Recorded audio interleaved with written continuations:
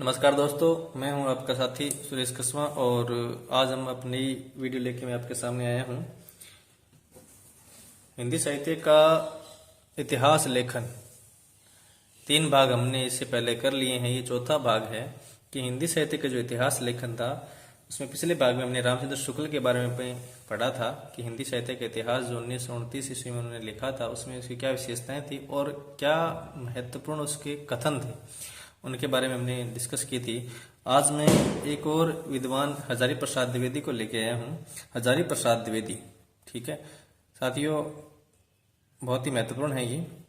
हिंदी साहित्य के इतिहास में इनके जो 3 महत्वपूर्ण ग्रंथ हैं उनके बारे में अपने चर्चा करेंगे। हजारी प्रसाद द्विवेदी, हजारी प्रसाद द्विवेदी का जो मूल नाम था वो था व्योमकेश शास्त्री। आपको बहुत ही कम किताबों में ये नाम मिलेगा, व्योमकेश शास्त्री। यानी व्योमकेश शास्त्री किसका मूल नाम था? हजारी प्रसाद द्विवेदी का था। ठीक है, इनके 3 ग्रंथ मिलते हैं। एक है हिंदी साहित्य की भूमिका, जो उन्होंने 1940 ईस्वी में लिखी थी। हिंदी साहित्य की भूमिका 1940 में लिखी थी। हिंदी साहित्य का उद्भव और विकास 1952 ईस्वी में लिखा था। और हिंदी साहित्य का आदिकाल, यह भी 1952 में लिखा था। ठीक है, 3 ग्रंथ मिलते हैं। हिंदी साहित्य की भूमिका 1940 ईस्वी में, हिंदी साहित्य का उद्भव और विकास 1952 में, हिंदी साहित्य का आदिकाल 1952 में। आपने साथियों यह क्रम याद रखना है, यह क्रम आपको याद रखना है कि हिंदी साहित्य की भूमिका 1940 ईस्वी में लिखी गई थी। पूछा जा चुका है, ये प्रश्न पूछा जा चुका है कि हजारी प्रसाद द्विवेदी के द्वारा जो लिखे गए हिंदी साहित्य के ऊपर जो 3 ग्रंथ थे उनका सही क्रम क्या है। तो पहला भूमिका, यानी भूमिका पहले ही आएगी। इस बात को याद रखना है कि भूमिका हमेशा पहले आती है, भूमिका के बाद उद्भव आएगा और उद्भव के बाद क्या आएगी? आदिकाल आएगी। ठीक है, ये 40 में, बाकी दोनों में 1952 में है। अब इन्होंने जो इतिहास ग्रंथ लिखे हैं उनकी क्या विशेषताएं हैं? विशेषताएं अगर देखें तो इन्होंने ऐतिहासिक और सांस्कृतिक परंपरा पर विशेष बल दिया है। अपने दोनों ही ग्रंथों में ये ऐतिहासिक और सांस्कृतिक परंपरा पर बल देने वाले आलोचक के रूप में भी जाने जाते हैं। ठीक है, ऐतिहासिक सांस्कृतिक परंपरा पर विशेष बल देने वाले आलोचक कौन है? तो आपका उत्तर होगा हजारी प्रसाद द्विवेदी। ठीक है, दूसरी विशेषता क्या है? ये परंपरा का निरंतर बोध पर बल देते हैं। यानी परंपरा जो है वह निरंतर चलती रहती है, परंपरा से परंपरा आगे विकसित होती है, इस पर इन्होंने विशेष बल दिया है। तो निरंतर बोध पर बल देने वाले आलोचक कौन है? हजारी प्रसाद द्विवेदी है। इनका एक ग्रंथ है हिंदी साहित्य का आदिकाल, 1952 में लिखा था। हिंदी साहित्य का आदिकाल सबसे लास्ट में इन्होंने ये जो ग्रंथ लिखा था, इस ग्रंथ को व्याख्यानमाला के रूप में लिखा गया था। किस रूप में लिखा गया था? व्याख्यानमाला के रूप में। तो यह प्रश्न आ चुका है नेट की परीक्षा में कि व्याख्यानमाला के रूप में लिखा गया ग्रंथ कौन सा है हजारी प्रसाद द्विवेदी का? तो वह कौन सा है? हिंदी साहित्य का आदिकाल। ठीक है साथियों, एक प्रकार से हजारी प्रसाद द्विवेदी जो थे वो रामचंद्र शुक्ल के मतलब बातों को काटते हुए जा रहे थे। जैसे हमने कहा कि रामचंद्र शुक्ल का जो पहला संस्करण आया था हिंदी साहित्य का इतिहास 1929 और उसका दूसरा संस्करण आया था 1940 में। ठीक है, परंतु इनका जो ग्रंथ था वो पहला ग्रंथ आया है 1940 में और उसके बाद में दोनों ही 1952 में आए थे। तो जिस प्रकार रामचंद्र शुक्ल ने कहा था कि जो भक्ति काल है उसका उदय इस्लाम जो संस्कृति थी उससे, इस्लाम से पीड़ित होकर जनता ने भक्ति का मार्ग अपनाया था, ये रामचंद्र शुक्ल ने कहा था। परंतु हजारी प्रसाद द्विवेदी कहते हैं कि नहीं। क्या कहते हैं? वो कहते हैं कि मैं जोर देकर कहना चाहता हूं कि अगर इस्लाम भारत न भी आया होता, अगर इस्लाम भारत न भी आया होता तो भी यहाँ का साहित्य 12 आना वैसा ही होता जैसा आज है। ठीक है, यानी जैसा हिंदी साहित्य का जो प्रारंभ है, हिंदी साहित्य जो है जिस अवस्था में अब है, अगर इस्लाम भारत ना भी आया होता तब भी वो वैसा ही होता जैसा अब है। ये बात किसने कही है? ये बात कही है हजारी प्रसाद द्विवेदी ने। और कहाँ कही है? अपने ग्रंथ हिंदी साहित्य की भूमिका में। ठीक है, तो इसमें 2 प्रश्न बनते हैं। एक तो ये बात किसने कही? हजारी प्रसाद द्विवेदी ने कही है। दूसरी बात कहाँ कही? हिंदी साहित्य की भूमिका के ग्रंथ में इस बात को उन्होंने विशेष रूप से लिखा है। ठीक है, अब मैंने जब रामचंद्र शुक्ल आपको करवाया था तो उससे मैंने आपको बताया था कि रामचंद्र शुक्ल जो है उन्होंने कबीरदास को विशेष स्थान नहीं दिया, क्योंकि उनके जो प्रिय कवि थे वो थे तुलसीदास। ठीक है। हजारी प्रसाद द्विवेदी के जो प्रिय कवि थे वो है कबीरदास। ठीक है। तो हजारी प्रसाद द्विवेदी ने कबीर को विशेष स्थान दिया है, जबकि रामचंद्र शुक्ल ने कबीर को विशेष स्थान नहीं दिया जिसके वो हकदार थे। यह हजारी प्रसाद द्विवेदी कहते हैं कि जिसके वो हकदार थे उन्होंने वैसा स्थान नहीं दिया रामचंद्र शुक्ल ने। इसलिए कबीर के उद्धारक अगर कोई आलोचक माने जाते हैं तो वो कौन माने जाते हैं? हजारी प्रसाद द्विवेदी। ठीक है। तो हजारी प्रसाद द्विवेदी को कबीर के उद्धारक आलोचक भी माना जाता है। ठीक है। और इस पर उन्होंने कबीर के ऊपर एक पुस्तक लिखी है 1942 में। कबीर आलोचनात्मक ग्रंथ है ये। कबीर पर 1942 में इनके द्वारा ग्रंथ लिखा गया था, जो कि एक आलोचनात्मक ग्रंथ है, चर्चित पुस्तक है, जिसमें इन्होंने कबीर को नरसिंह अवतार कहा है। क्या कहा है? कि कबीर जो है वो क्या है? नरसिंह अवतार है। और क्या कहते हैं? और कहते हैं कि कबीर जो है वो भक्त कवि है। ठीक है। तो कबीर को नरसिंह अवतार, कबीर को भक्त कवि के रूप में स्थापित करने वाले जो आलोचक थे वो कौन है? हजारी प्रसाद द्विवेदी। देखिए साथियों, हिंदी साहित्य के इतिहास में हर एक लाइन से प्रश्न बनते हैं। ठीक है। और मैं आपको एक प्रकार से वन लाइनर ही करवा रहा हूं। ठीक है। तो आप ये सोच के चलिए कि यहां से प्रश्न कहीं से भी पुट हो सकते हैं, किसी भी परीक्षा में, चाहे आप कॉलेज लेक्चरर दे रहे हो, चाहे आप नेट की परीक्षा दे रहे हो, चाहे आप फर्स्ट ग्रेड दे रहे हो, चाहे आप सेकंड ग्रेड दे रहे हो, चाहे आप आईएएस की एग्जाम दे रहे हो। ठीक है। अगर आपके पास सब्जेक्ट हिंदी है तो यहां से प्रश्न कहीं से भी उठाया जा सकता है। ठीक है। हजारी प्रसाद द्विवेदी और आगे इन्होंने कहा है कि कविता करना कबीर का प्रधान लक्ष्य नहीं था। यानी कविता करना उनका कोई लक्ष्य नहीं था, उनका जो मुख्य लक्ष्य था वो था समाज सुधार। ठीक है। कविता तो जो है वो फोकट में ही आ गई, यानी कविता वो करना नहीं चाहते थे, वो तो अपने आप ही आ गई। इसलिए उन्होंने कबीर की कविता को क्या कहा है? फोकट का माल, गलवे का माल और बाई प्रोडक्ट। क्या कहा है? फोकट का माल, गलवे का माल और बाई प्रोडक्ट। ठीक है। तो ये प्रश्न भी पूछा जा सकता है कि कबीर की कविता को फोकट का माल, गलवे का माल, बाई प्रोडक्ट किसने कहा है? तो किसने कहा है? हजारी प्रसाद द्विवेदी ने कहा है। ठीक है। आगे चलते हैं।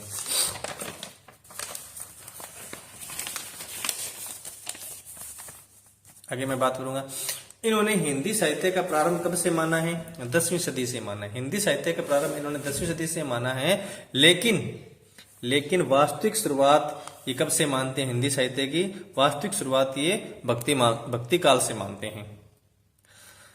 हजारी प्रसाद द्विवेदी ने हिंदी का पहला कवि अब्दुल रहमान को कहा है, जिसका समय क्या था? 12वीं सदी। यानी अब्दुल रहमान हिंदी साहित्य का पहला कवि है। यह बात किसने कही है? हजारी प्रसाद द्विवेदी ने कही है। अगर सीधा प्रश्न ये आ जाए कि हिंदी का पहला मुस्लिम कवि कौन है, हिंदी का पहला मुस्लिम कवि कौन है, तब हमारा उत्तर होगा अब्दुल रहमान। अगर ये पूछे कि हिंदी का पहला कवि कौन सा है, तब हमारा होगा सरहप्पा।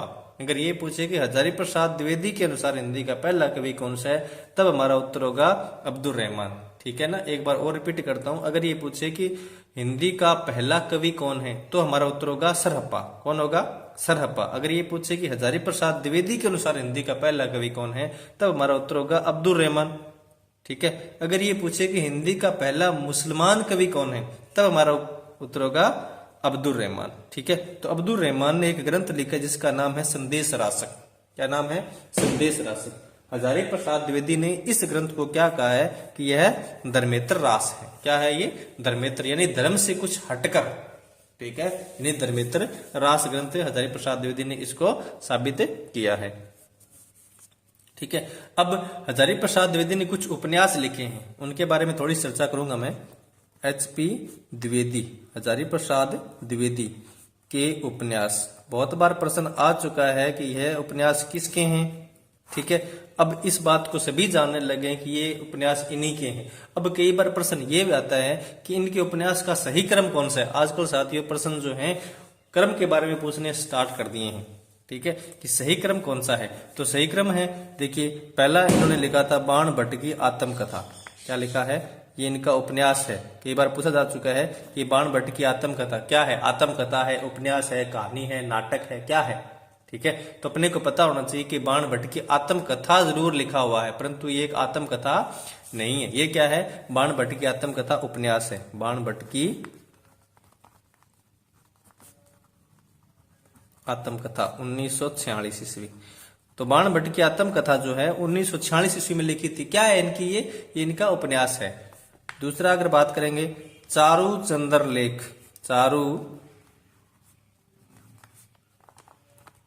चंद्रलेख, ठीक है, चारू चंद्रलेख ये 1963 में लिखा था। साथियों ये क्रम है एक प्रकार से, इसको थोड़ा सा आपने ध्यान रखना है। चारू चंद्रलेख ये 1963 में लिखा था। नंबर 3 पुनर्नवा, क्या नाम है, पुनर्नवा, ठीक है, ये कब लिखा था, ये 1973 में लिखा था, ठीक है। और चौथा है अनामदास का पोथा,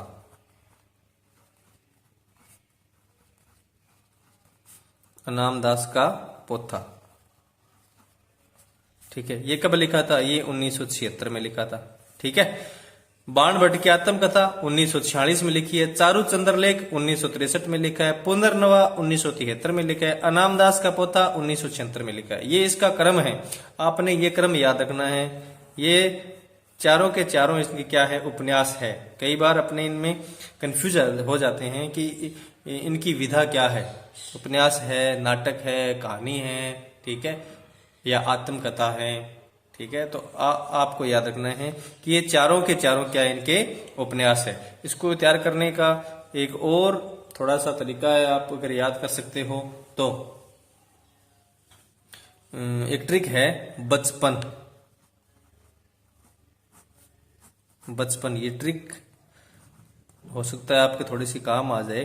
ब से बाण भट्ट की आत्मकथा, च से चारू चंद्रलेखा, पै से पुनर्नवा, 3 तो याद हो जाएंगे ना। न अनामदास, न से अनाम, न यहां से लेना पड़ेगा अपने को, ठीक है ना। तो ब से बचपन, ब से बाण भट्ट, च से चारू चंद्रलेख और पै से पुनर्नवा, ये 4 इनके उपन्यास हैं और इनका क्रम यही है, ठीक है। बचपन यानी 46, 63, 73 और 76, 46, 63, 73 और 76, यानी पहला 46 में लिख दिया, जस्ट उसके 17 साल बाद में 63 में लिखा, फिर उसके 10 साल बाद में, फिर उसके 3 साल, ठीक है, यानी यहां से 17, 10, 3, 17, 10, 3, ठीक है। इस प्रकार से आप इनको याद भी रख सकते हैं और बहुत ही महत्वपूर्ण है हजारी प्रसाद द्विवेदी, ठीक है, किसी भी परीक्षा की दृष्टि से। अब ये इनके उपन्यास हो गए। अब इनकी आलोचना अगर अपने देखें तो आलोचना के रूप में इन्होंने 3 ग्रंथ लिखे हैं, ठीक है। हजारी प्रसाद द्विवेदी की आलोचना,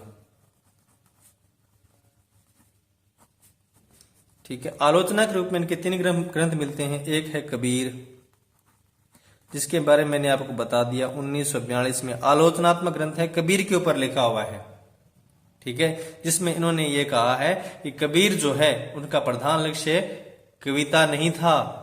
कविता तो क्या है, फोकट का माल है, घलवे का माल है, बाय प्रोडक्ट है, ठीक है, जिसमें उन्होंने कबीर को नरसिंह अवतार भी कहा है, भक्त कवि भी कहा है, ठीक है। तो कबीर की आलोचना, हजारी प्रसाद द्विवेदी की आलोचना, कबीर 1942 में, ठीक है। नाथ संप्रदाय, दूसरा क्या है, नाथ संप्रदाय, ये भी इनकी आलोचना है। क्यों ली नाथ संप्रदाय, क्योंकि रामचंद्र शुक्ल ने कह दिया था कि सिद्ध और नाथ इनकी जो रचनाएं हैं वो हिंदी साहित्य के इतिहास में नहीं आ सकती, यानी साहित्य की श्रेणी में नहीं आ सकती। क्या कहा कि सिद्धों और नाथों की जो रचनाएं हैं वो साहित्य की श्रेणी में नहीं आ सकती, तो वो तो सिर्फ क्या है, वो सिर्फ धार्मिक ग्रंथ है, साहित्य नहीं है, ठीक है। इसलिए रामचंद्र शुक्ल ने सिद्धों और नाथों की जो ग्रंथ थे उन्हें साहित्य की श्रेणी में शामिल नहीं किया है, ठीक है। तो कबीर 1942 ईस्वी में, नाथ संप्रदाय, ठीक है, दूसरा। और तीसरा ग्रंथ था मध्यकालीन धर्म का स्वरूप, तीसरा इनका आलोचनात्मक ग्रंथ था मध्यकालीन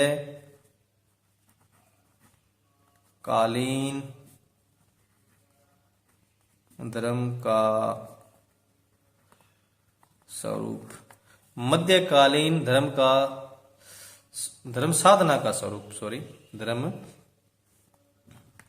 साधना, ठीक है, मध्यकालीन धर्म साधना का स्वरूप, यह इनका तीसरा आलोचनात्मक ग्रंथ था। तो साथियों ये थे अपने हजारी प्रसाद द्विवेदी। बहुत सारी बातें जो आपको पता थी वो भी मैंने बताई है, और जो आपको नहीं भी पता थी वो भी मैंने बताने का पूरा पूरा प्रयास किया है। ठीक है, ऐसी कोई चीज हजारी प्रसाद द्विवेदी से छोड़ने का प्रयास नहीं किया जिससे आप अचूक जाओ।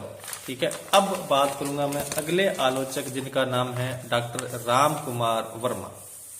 ठीक है, डॉक्टर राम, देखिए मैं अभी हिंदी साहित्य का इतिहास अभी प्रारंभ नहीं किया है, उससे पहले बहुत सारी चीजें जो अपने को आनी चाहिए उसके बारे में चर्चा करूंगा। जब हिंदी साहित्य के इतिहास में प्रारंभ करूंगा तब आप बहुत ही अच्छी तरीके से उसको समझ पाएंगे। जब आप लोगों को ये जो चीजें मैं बता रहा हूं इनके बारे में थोड़ा सा ज्ञान हो जाएगा। ठीक है, तो बहुत ही आसानी से, क्योंकि कई साथी समझते हैं कि हिंदी साहित्य का इतिहास बहुत ही कठिन विषय है, समझ में नहीं आता है। अगर आप बीए कर रहे हो, अगर आप एमए कर रहे हो, मैं गारंटी के साथ कहता हूं कि जितना मैं करवा रहा हूं अगर वो आप करते जाओगे तो आप बीए में बहुत अच्छे अंक लेके आओगे हिंदी साहित्य में। अगर आप एमए कर रहे हो तो भी हिंदी साहित्य में बहुत अच्छे अंक लेके आओगे, क्योंकि आप बहुत सारी चीजें यहाँ से सीख कर जाओगे।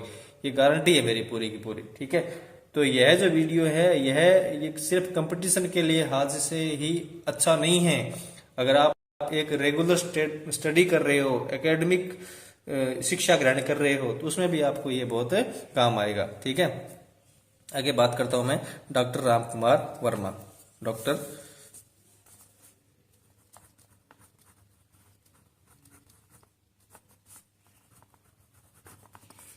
राम कुमार वर्मा। ठीक है, डॉक्टर राम कुमार वर्मा, इनका एक ही ग्रंथ मिलता है हिंदी साहित्य के इतिहास पर, जिसका नाम है हिंदी साहित्य का आलोचनात्मक इतिहास। ग्रंथ का नाम क्या है?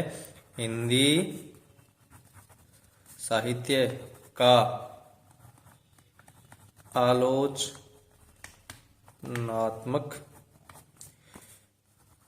इतिहास। कई बार पूछा जा चुका है कब लिखा था? 1938 में। यह पूछा जा चुका है कि हिंदी साहित्य का आलोचनात्मक इतिहास ग्रंथ किसका है, तो डॉक्टर रामकुमार वर्मा का है।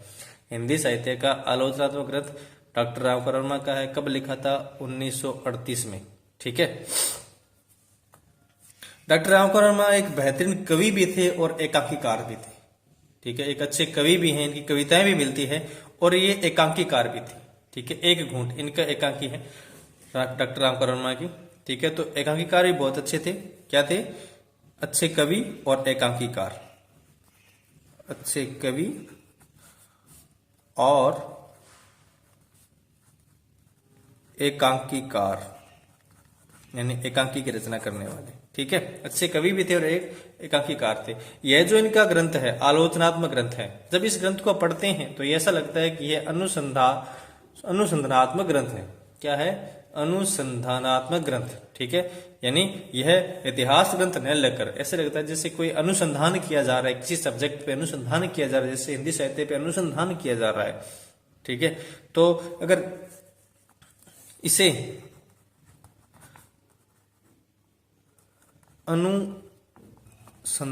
अनुसंधानात्मक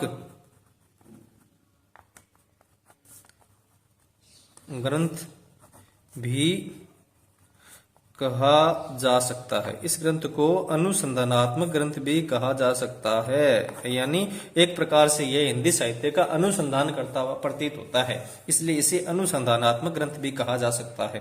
ठीक है, इस ग्रंथ में संतों की बहुत लंबी सूची दी हुई है। इस ग्रंथ में संतों के नामों की लंबी सूची मिलती है। ठीक है, संतों के नामों की लंबी सूची किस ग्रंथ में मिलती है? हिंदी साहित्य के आलोचनात्मक इतिहास में। संतों के नामों की लंबी सूची किस ग्रंथ में मिलती है? हिंदी साहित्य के आलोचनात्मक इतिहास में। ठीक है, किसने लिखा है? डॉक्टर रामकुमार वर्मा ने। कब लिखा? 1938 में लिखा। अब यह अधूरा ग्रंथ है, यह अधूरा ग्रंथ है। क्यों? क्योंकि इसमें सिर्फ भक्ति काल तक का वर्णन मिलता है। कहां तक मिलता है? भक्ति काल तक का। ठीक है, यह अधूरा ग्रंथ है। इसमें सिर्फ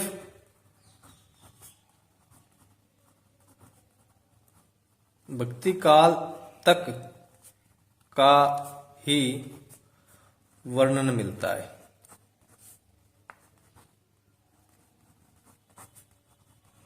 वर्णन मिलता है, ठीक है। इसलिए यह क्या है, यह अधूरा ग्रंथ है। इसमें कुल 7 प्रकरण यानी 7 भाग है। इसमें कुल 7 प्रकरण यानी यह ग्रंथ जो है वो 7 भागों में बांटा गया है, ठीक है। अब इस ग्रंथ में डॉक्टर रामकुमार वर्मा हिंदी का पहला कवि स्वयंभू को मानते हैं। इन्होंने हिंदी का पहला कवि किसको माना है, स्वयंभू को माना है। इन्होंने हिंदी का पहला कवि स्वयंभू को माना है। कब इसका समय कब बताते हैं, ये 783 ईस्वी यानी 18वीं सदी, सॉरी 8वीं सदी यानी 8वीं सदी, ठीक है। हिंदी का पहला कवि डॉक्टर रामकुमार वर्मा ने किसको माना है, स्वयंभू को माना है। हिंदी का पहला कवि आचार्य हजारी प्रसाद द्विवेदी ने किसको माना है, अब्दुल रहमान को माना है। ये बातें आपने जोड़कर याद रखनी है। रामकुमार वर्मा ने किसको माना है, हजारी प्रसाद द्विवेदी ने किसको माना है, रामचंद्र शुक्ल ने किसको माना है, रामचंद्र शुक्ल ने किसको माना है, मुंज को माना है। पिछली वीडियो में आप जाके देखोगे तो मैंने बताया था कि रामचंद्र शुक्ल ने हिंदी का पहला कवि मुंज को माना है, हजारी प्रसाद द्विवेदी ने पहला कवि अब्दुल रहमान को माना है और रामकुमार वर्मा ने हिंदी का पहला कवि स्वयंभू को माना है, ठीक है। इन्होंने आदिकाल को चारण काल या संधि काल कहा है। आदिकाल को 2 भागों में बांटा है इन्होंने। आदिकाल को इन्होंने 2 भागों में बांटा है। पहले काल को कहा है संधि काल और दूसरे काल को कहा है चारण काल।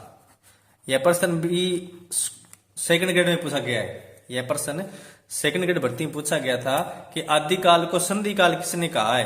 तो आदिकाल को संधि काल कहने वाले विद्वान कौन है, डॉक्टर रामकुमार वर्मा। आदिकाल को संधि काल किसने कहा है, डॉक्टर रामकुमार वर्मा ने। आदिकाल को चारण काल किसने कहा है, आदिकाल को चारण काल गृहसेन ने कहा है। किसने कहा है, गृहसेन ने, ठीक है। आदिकाल को संधि काल डॉक्टर रामकुमार वर्मा ने, आदिकाल को चारण काल गृहसेन ने। आदिकाल को संधि काल चारण काल दोनों साथ में आ जाए। संधि काल और चारण काल किसने कहा है, तो डॉक्टर रामकुमार वर्मा है, ठीक है। अगर दोनों साथ में पूछे तो डॉक्टर रामकुमार वर्मा है, संधि काल पूछे तो डॉक्टर रामकुमार वर्मा है। अगर सीधा ही पूछे चारण काल किसने कहा है तो गृहसेन ने कहा है। ये साथियों ये प्रश्न आया हुआ है पेपर में और बहुत बार पेपर में आ चुका है, ठीक है। इसलिए आपको इस चीज के बारे में बिल्कुल नॉलेज होना चाहिए। अब इन्होंने जो संधि काल नाम दिया है, इस संधि काल में इन्होंने सिद्ध और जैन साहित्य को विकसित किया है। संधि काल में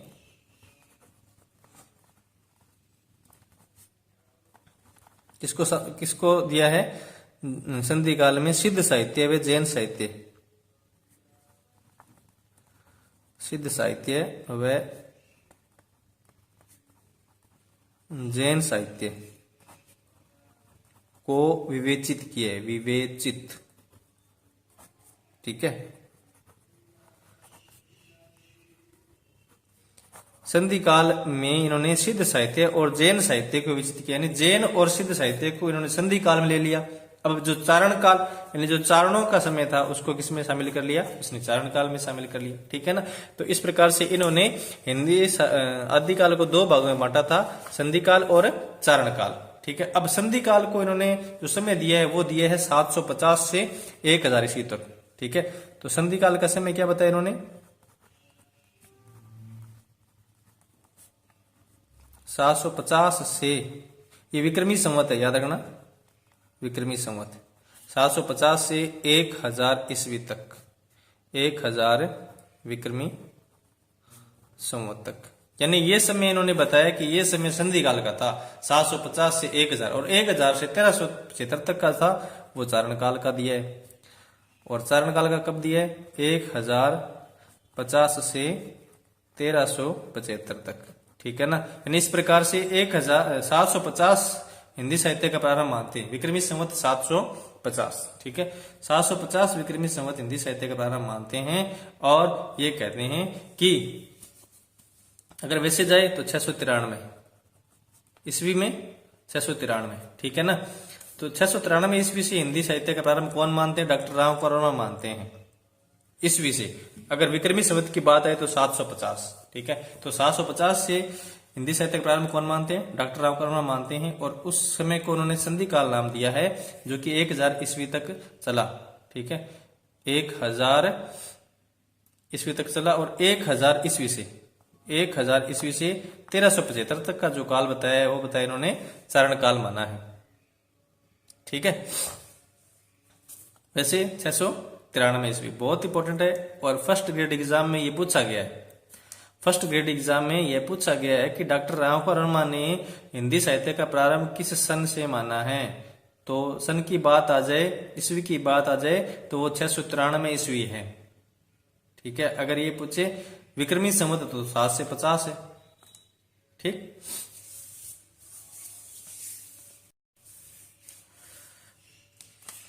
चलते हैं आगे।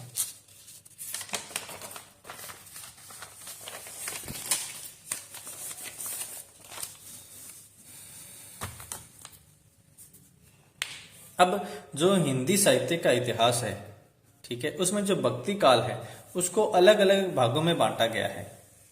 जैसे ज्ञानाश्रय शाखा है, प्रेमाश्रय शाखा है, राम मार्गी शाखा है, कृष्ण मार्गी शाखा है, ठीक है। तो हम अपने पढ़ते आए हैं ज्ञानाश्रय शाखा, प्रेमाश्रय, राम मार्गी, कृष्ण मार्गी। तो ये जो नाम दिया है ज्ञानाश्रय, प्रेम मार्गी, प्रेमाश्रय और राम मार्गी, कृष्ण मार्गी, ये नाम दिया हुआ है रामचंद्र शुक्ल का। किसका दिया हुआ है? रामचंद्र शुक्ल का। जबकि डॉक्टर रामकुमार वर्मा जो मानते हैं वो ज्ञानाश्रय साहब क्या कहते हैं? संत काव्य कहते हैं। प्रेमाश्रय साहब क्या कहते हैं? प्रेम काव्य कहते हैं। राम मार्गी को राम काव्य, कृष्ण मार्गी को कृष्ण काव्य, ठीक है। थोड़ा सा इसके बारे में बात कर लेते हैं अपने। एक तो इनका क्रम याद होना चाहिए आपको, पहले कौन सा क्रम आता है। तो पहले आता है ज्ञानाश्रय शाखा, ज्ञानाश्रय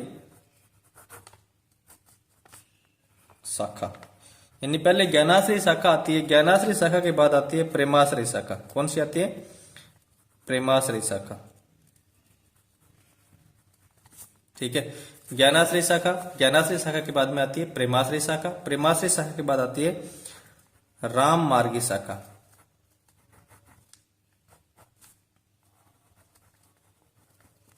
अगर आप हिंदी साहित्य के नए विद्यार्थी हैं तो आपके लिए थोड़ा सा ये अलग हो सकता है, परंतु जो पुराने विद्यार्थी हैं उनके लिए बहुत ही नॉर्मल बात है ये। मैं बता दूं आपको कि हिंदी साहित्य का जो इतिहास है उसे अनेक भागों में बांटा गया है। जैसे आदिकाल, भक्ति काल, रीतिकाल, आधुनिक काल, यहीं तक बात करेंगे। उसके बाद आगे आदिकाल, भक्ति काल, रीतिकाल और आधुनिक काल। परंतु जो भक्ति काल है उसको 4 भागों में बांटा गया है, ठीक है। वो 4 भागों में एक तो है ज्ञानाश्रय शाखा, एक है प्रेमाश्रय शाखा, एक है राम मार्गी शाखा और एक है कृष्ण मार्गी शाखा। कृष्ण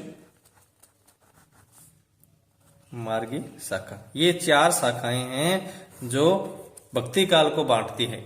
यह जो नामकरण जो दिया गया था ज्ञानाश्रय, प्रेमाश्रय, राम मार्गी, कृष्ण मार्गी, यह नामकरण दिया था किसने? दिया था रामचंद्र शुक्ल ने। किसने दिया है? रामचंद्र शुक्ल, यानी रामचंद्र शुक्ल ने ये नामकरण दिया है भक्ति काल की जो 4 शाखाएं हैं। परंतु डॉक्टर रामकुमार वर्मा ने, डॉक्टर रामकुमार वर्मा, सिर्फ एकमात्र व्यक्ति डॉक्टर रामकुमार वर्मा ही थे जिन्होंने का नाम बदला है। इन्होंने क्या कहा? इन्होंने क्या कि ज्ञानाश्रय शाखा है यह संत काव्य है, ज्ञानाश्रय शाखा संत काव्य है। प्रेमाश्रय शाखा ये प्रेम काव्य है। ज्ञानाश्रय साहब इनको संत काव्य कहा, प्रेमाश्रय साहब इनको ने प्रेम काव्य कहा, राम मार्गी साहब इन्होंने राम काव्य कहा। क्या कहा? राम काव्य। और कृष्ण मार्गी साहब को कृष्ण काव्य कहा, ठीक है। तो डॉक्टर रामकुमार वर्मा ने इनको क्या कहा? संत काव्य कहा, प्रेम काव्य कहा, राम काव्य कहा और कृष्ण काव्य कहा। कई बार पूछ सकते हैं कि प्रेम मार्गी या प्रेमाश्रय शाखा को डॉक्टर रामकुमार वर्मा ने किस नाम से संबोधित किया है? तो वो है प्रेम काव्य। ज्ञानाश्रय को संत काव्य, राम मार्गी को राम काव्य, कृष्ण मार्गी को कृष्ण काव्य। यही क्रम अपने को याद रखना है, सही क्रम यही है भक्ति काल का, ठीक है। अब ज्ञानाश्री शाखा या संत काव्य, इसका जो प्रतिनिधि कवि था वो था कबीर। कौन था? कबीर। इनका जन्म हुआ है 1398 ईस्वी, याद रखना 1398 ईस्वी में इस बंदे का जन्म होता है। और यह आदमी संत काव्य जो शाखा है या जो ज्ञानाश्री शाखा है इसका प्रतिनिधित्व करता है। ठीक है। दूसरा जो बंदा है यानी प्रेमाश्री शाखा या प्रेम काव्य है, इसका जो प्रतिनिधित्व करता है वो करता है जायसी, मलिक मोहम्मद जायसी। जन्म हुआ इनका 1492 ईस्वी। मलिक मोहम्मद जायसी जो कि प्रेमाश्री शाखा का प्रतिनिधित्व करते हैं, प्रेम काव्य का प्रतिनिधित्व करते हैं। तीसरे हैं राममार्गी शाखा या राम काव्य, जिसका प्रतिनिधित्व करते हैं तुलसीदास। तुलसीदास या तुलसी। जन्म इनका हुआ है 1532। ये मुख्य कवि हैं। इनके जन्म के बारे में तो आपको पता ही होना चाहिए। कबीर का जन्म 1398 ईस्वी, जायसी 1492 ईस्वी, तुलसीदास 1532 ईस्वी। और तीसरा है कृष्ण मार्गी शाखा या कृष्ण काव्य। इनका ग्रंथ है इसके प्रतिनिधि कवि हैं वो हैं सूरदास। इनका जन्म हुआ है 1478। ठीक है, 1478। तो ये इनके जन्म और इनके नामकरण और प्रतिनिधि कवि के बारे में आपको पता होना चाहिए। ठीक है। अब जो महत्वपूर्ण बात मैं आपको लिखाने जा रहा हूं, नोट कर लो, क्या है कि ईश्वर के सभी रूपों का चित्रण, ईश्वर के सभी रूपों का चित्रण किस शाखा मिलते हैं? ईश्वर के सभी रूपों का चित्रण किस शाखा, ये 4 शाखाएं दी है, किस में मिलेंगे? प्रेम मार्गी में। किसे मिलेंगे? प्रेमाश्रय, प्रेम मार्गी नहीं, राम मार्गी है, प्रेमाश्रय शाखा। किसे मिलेंगे? प्रेमाश्रय शाखा। ईश्वर के सभी रूपों का चित्रण हमें प्रेमाश्रय शाखा में मिलता है। ठीक है, ईश्वर के सभी रूपों का चित्रण हमें प्रेमाश्रय शाखा में मिलते हैं। अब मैंने एक बार पहले बताया था कि क्रम के बारे में पूछते हैं। क्रम तो कबीर पहले कबीरदास आएंगे, फिर सूरदास आएंगे, फिर जायसी आएंगे, फिर तुलसीदास आएंगे। ठीक है ना। तो जो क्रम है, निश्चित जो क्रम है वो तो ये है, क्या है? कबीर के बाद सूरदास, सूर के बाद में है जायसी, जायसी के बाद में है तुलसीदास। ये सही क्रम है। कबीर 1398, सूरदास 1478, जायसी 1492, तुलसीदास 1532। ठीक है, तो ये क्रम है 1398, 1478, 1492, 1532। ये इनका सही क्रम है। ठीक है, जन्म के अनुसार। परंतु शुक्ल जी है वो इस क्रम को नहीं मानते हैं। क्यों नहीं मानते हैं? कारण बता दिया मैंने आपको। क्योंकि शुक्ल जी क्या हैं? शुक्ल जी को जो प्रिय कवि है वो कौन है? वो तुलसीदास है। तो पहले स्थान पे किसको रखते हैं? वो तुलसीदास को। ठीक है, शुक्ल जी पहले स्थान पे तुलसीदास को रखते हैं। तुलसीदास के बाद में रखते हैं जायसी को, जायसी के बाद रखते हैं सूरदास को, सूरदास के बाद रखते हैं कबीर को, सबसे लास्ट में किसको लेके जाते हैं? कबीरदास को। ठीक है, और अन्य जो विचारक है वो किसको रखते हैं? कबीर को रखते हैं। इसलिए कबीर को महत्वपूर्ण स्थान देते हैं दूसरे, जबकि शुक्ल जी किसको दे रहे हैं? तुलसीदास को दे रहे हैं। ठीक है, आगे चलते हैं। अब डॉक्टर रामकुमार वर्मा ने एक महत्वपूर्ण बात कही है जो कई बार परीक्षा में पूछी जा चुकी है, फर्स्ट ग्रेड में पूछी जा चुकी है, उसके बारे में चर्चा कर लेते हैं। इन्होंने कहा है कि बौद्ध धर्म से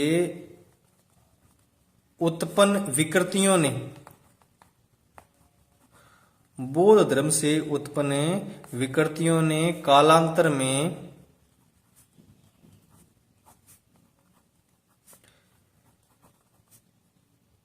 सिद्ध साहित्य के निर्माण की, सिद्ध साहित्य के निर्माण की पृष्ठभूमि तैयार की है, भूमि तय कर दी थी। किसने की है? राम कुमार वर्मा, डॉक्टर राम कुमार वर्मा ने क्या कहा है कि बौद्ध धर्म से उत्पन्न विकृतियों ने कालांतर में सिद्ध साहित्य के निर्माण की पृष्ठभूमि तय कर दी। ठीक है, क्योंकि बौद्ध धर्म में कुछ विकृतियां उत्पन्न हो गई थी जिसके कारण सिद्ध साहित्य का जन्म हुआ। ये बात कहते हैं डॉक्टर रामकुमार वर्मा, और यह परीक्षा में पूछा जा चुका है। कौन सी परीक्षा में? फर्स्ट ग्रेड परीक्षा में पूछा जा चुका है ये प्रश्न। ठीक है, डॉक्टर राम कुमार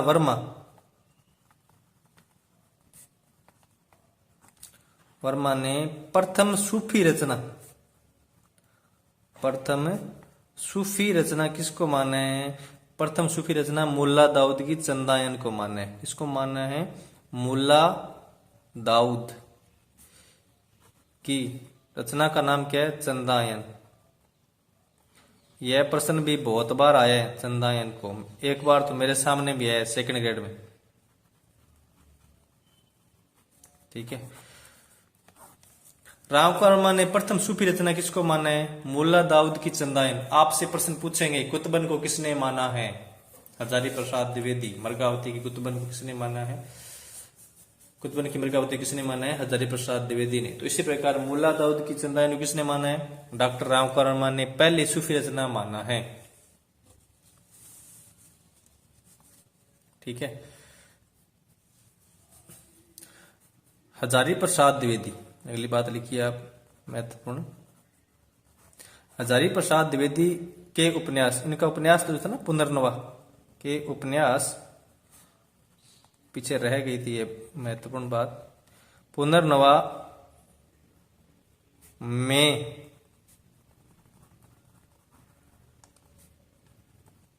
लोरिक देव और चंदा की कहानी मिलती है।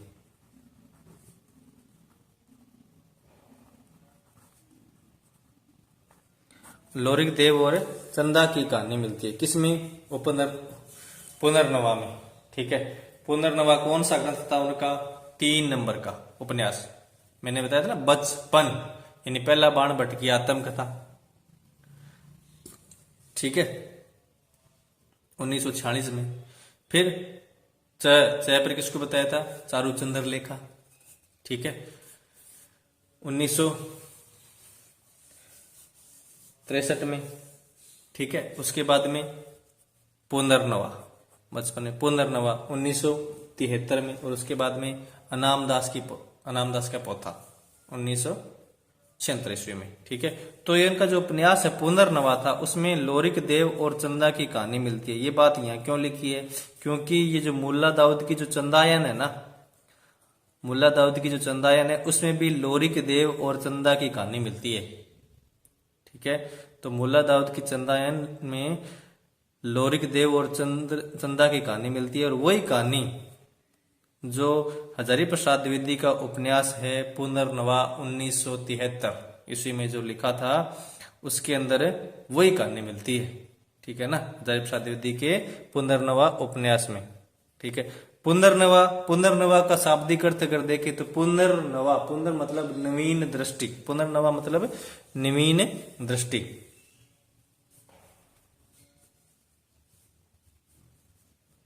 ठीक है साथियों, तो आज के लिए इतना ही। बहुत सारी महत्वपूर्ण बातों पर हमने चर्चा की है। अभी हिंदी साहित्य का इतिहास लेकिन अभी पूरा नहीं हुआ है, कुछ एक वीडियो और बनेगी, उसके बाद में अपने हिंदी साहित्य का इतिहास प्रारंभ करेंगे। तो अभी आपको थोड़ा सा इंतजार करना पड़ेगा, परंतु जो चीजें मैंने लिखाई हैं बहुत ही महत्वपूर्ण बातें आपके सामने मैंने रखी है, इसलिए आप हमारे चैनल से बने रहें, जुड़े रहें, और भी जो अन्य साथी आपके हैं उनको भी जोड़ने का प्रयास करें, जिससे वो अधिक से अधिक फायदा लें। सारी चीजें आपको मैं क्रम वाइज बता रहा हूँ, कोई भी चीज मैं छोड़ नहीं रहा हूँ। चाहे आप किसी भी परीक्षा की तैयारी कर रहे हैं, हर परीक्षा की दृष्टि से आपके लिए महत्वपूर्ण सामग्री में लेके आया हूँ। धन्यवाद। जय हिंद, जय भारत।